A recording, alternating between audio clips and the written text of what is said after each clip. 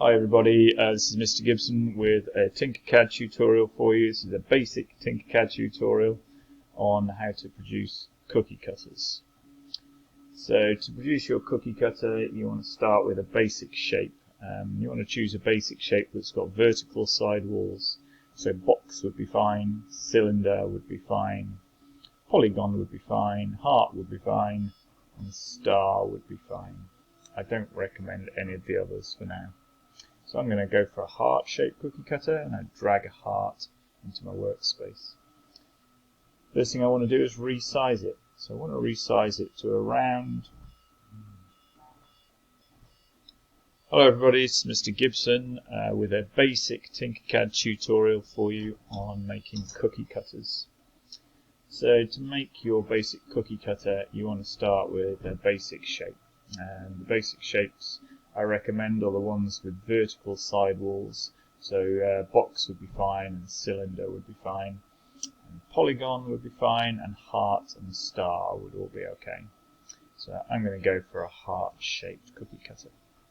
So drag your chosen shape into your workspace. First thing we want to do is resize it. So if I hold down Shift while I do a resize, it will resize proportionately. Okay. So I'm going to go for around 70 millimeters. Okay. And then I want to resize in Z as well. So if I click on the Z dimension and enter a dimension of 3 millimeters. Okay. Next thing I want to do is I want to produce copies of my basic shape. So if I select it, use the copy tool and paste it. So I make 3 copies. I want to separate those copies so I can work on them individually.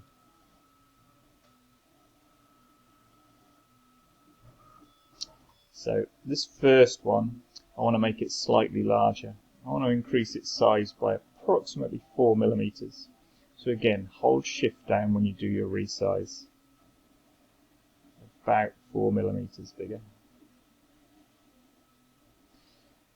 The second one I can leave unchanged, but I want to make it bigger in Z, 15 millimeters.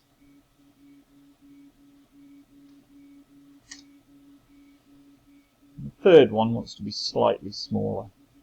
Hold down Shift, shrink it by approximately 3 millimeters. Increase it in Z to 20 millimeters. And make it a hole. So this first heart, that's going to be the lip around the top of your cookie cutter. The second one's going to be the main body of the cookie cutter, and the third one is going to cut the hole in the center of the cookie cutter. Select all 3 objects.